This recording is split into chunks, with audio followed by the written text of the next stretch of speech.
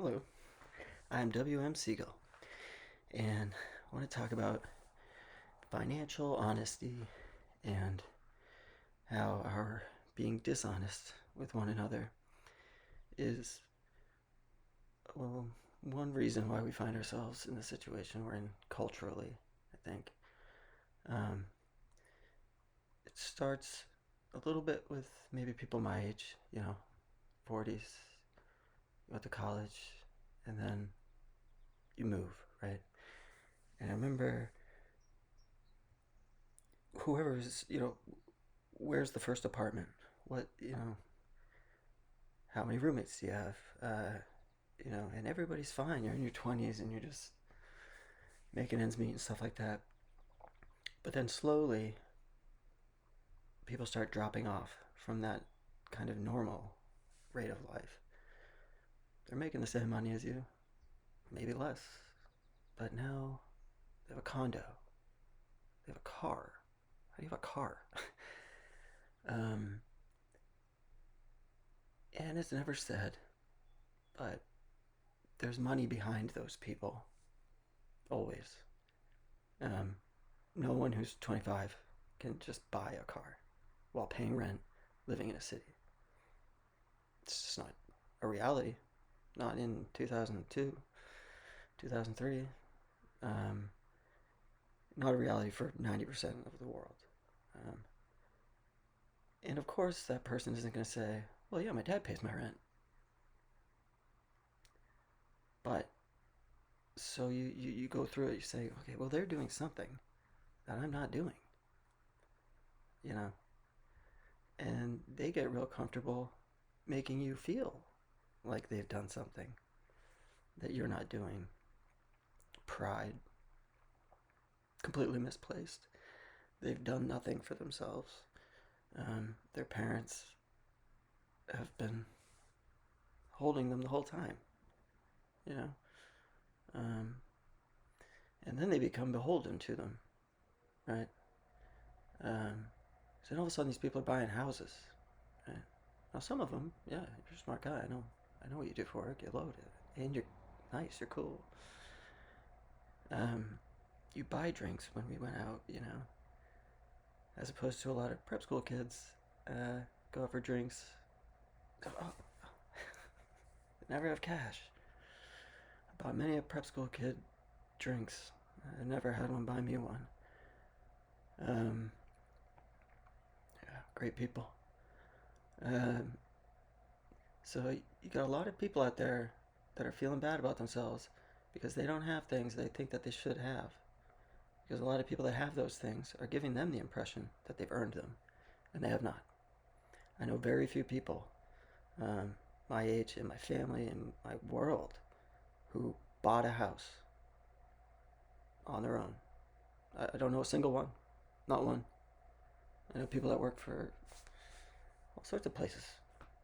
Not a single one of them purchased that home on their own. There was someone from the previous generation helping them out, and it wasn't really just help, was it? They're a little bit embarrassed that their kid doesn't own a house yet, you know, because their friends are talking about their kids and how great they're doing.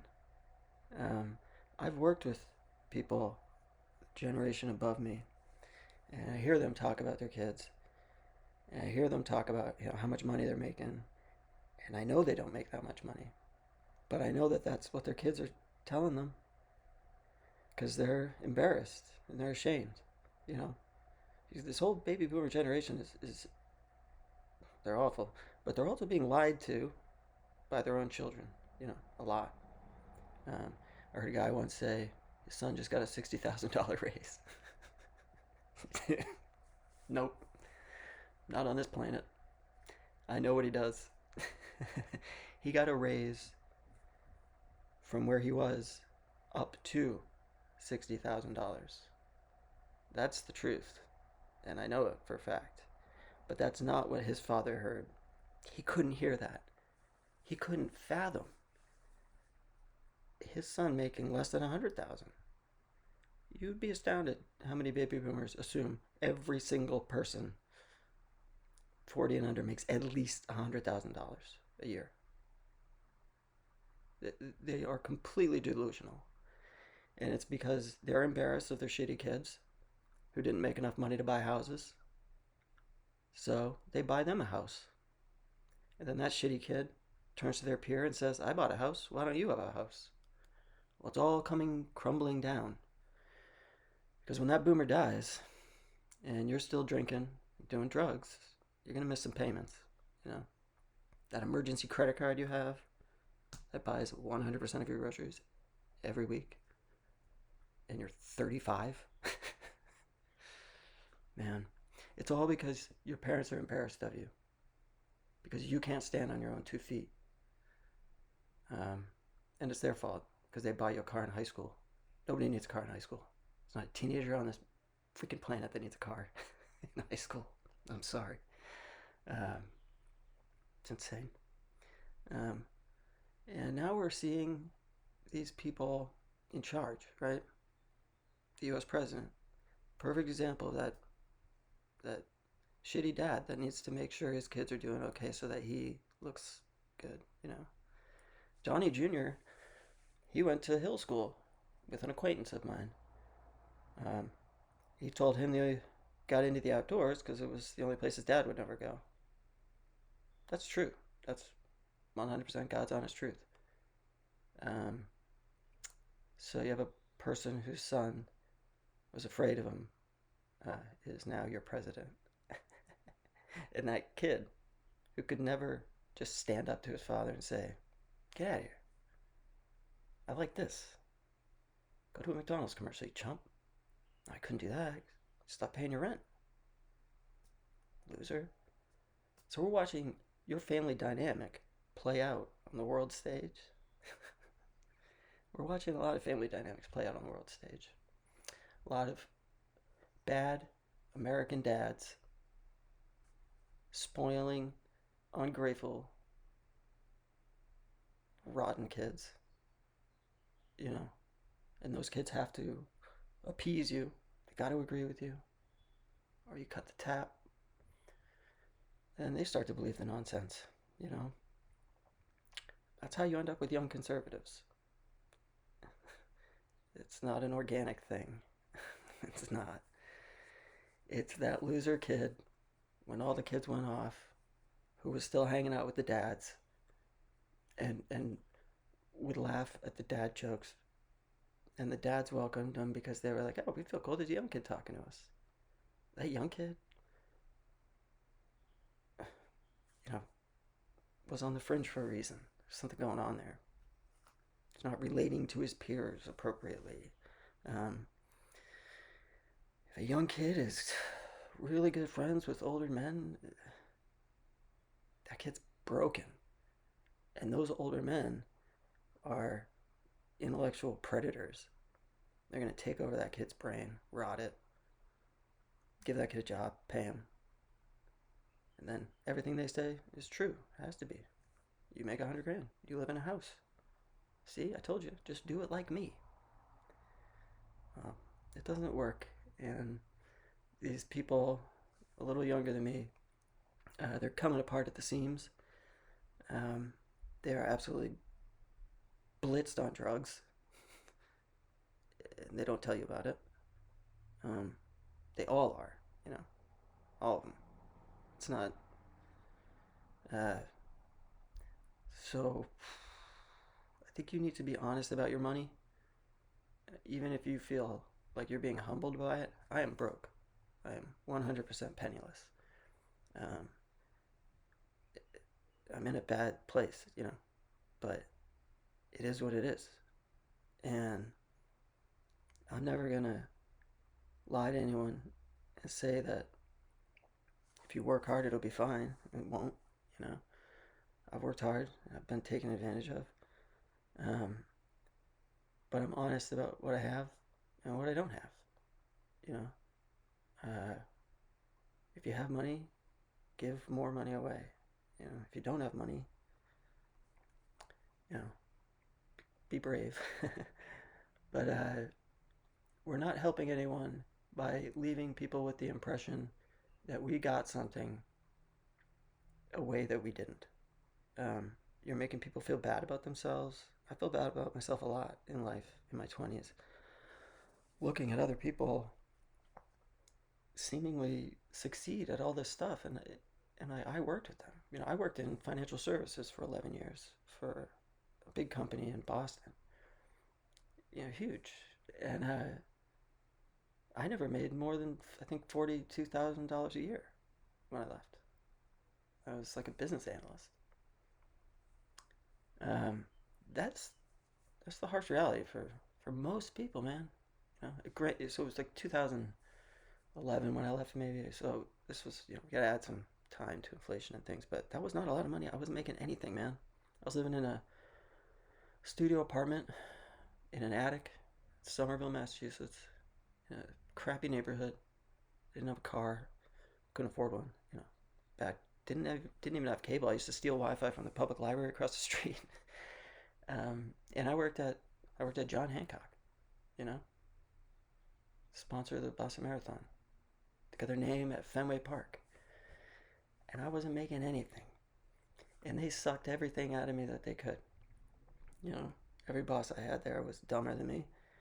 Um, Everything I did there improved the company, and yeah, one day I just quit. Uh, I quit on the exact anniversary of my 11 years. It was during a time when a lot of jobs were moving to Toronto and all this stuff, and my boss was really relying on me, like they always did, because I was the only goddamn person that knew what he was doing. And that's what they do. They work the smart guy till he loses it. You know, they never pay you. They will not pay you. Absolutely not. Not if you're intelligent, because they can't retain you that way. Because if they pay you, then you can show some other company your salary and say, "Look what I'm worth."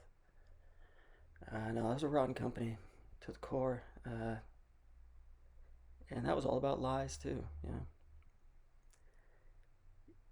It really stunk living in the city, working for a place like that, looking at all these people live a life that you thought you were supposed to be able to afford, and then realize they can't afford it either. Their dad's an architect, you know, or grandma left some money. Yeah. Or my dad paid my rent for the first 6 years out of college so I could get my footing. Who are you people? Who the hell are you? Um, and I wish you were more honest about how you got what you got, because I would have felt a lot better about myself. So I'm always going to be honest, especially on that front, because we're all just bullying each other without even knowing it, telling each other that we don't have enough. I don't have anything, nothing. But I'm the best cook I know. I'm the strongest guy I know. I'm the funniest guy I know. I'll keep myself entertained. Uh, you have to be honest about this stuff, because you end up, well, like Donnie Jr. You know, I love the outdoors. I don't think you do. I think you hate your dad. You know, and now it's all of our problem. What? Ridiculous. So, if you're a little soft kid and your parents paid for everything, um, be honest about it, because you're part of the problem when you remain silent. Because there's a lot of people that are a lot better than you, much better, much more deserving, and you're bullying them by not being honest about how you got what you got. Uh, that's just the truth. Uh, Not your fault, but it is once you're an adult. It is absolutely your fault. Um, so, yeah, everybody open up about all the shit they were given. Yeah, right. A nice thing, yeah, and it's my two mice, Panda and Sandy, um, seem to be very accustomed to me now. which is great. I stick my head right in the cage. It's an aquarium, open the top. I stick my head right in all the time so they can smell and feel. And they crawl on my hand without me teasing them with treats. They do it because they want to. And they can feel the honesty and the compassion and my honest intent. Um, it's a nice test. Uh, Animals, mammals. If you want to see if while you're on a journey of self-realization or trying to live more intentionally and honestly, um, first of all, I think you got a little alone. It's tough. It's sad, but if you're gonna work on yourself, you gotta do it by yourself. Is my opinion. But having a little mammal nearby to kind of bounce off of is important. I see in them the progress I've made as a person um, because they trust me. And that's nice. It's cool because we can't speak to one another. So they see something in me and they're trusting it. That's good. All right, folks, be honest. Don't feel bad about something you don't have. It's probably not worth having. You know, you've got you and me. All right, bye.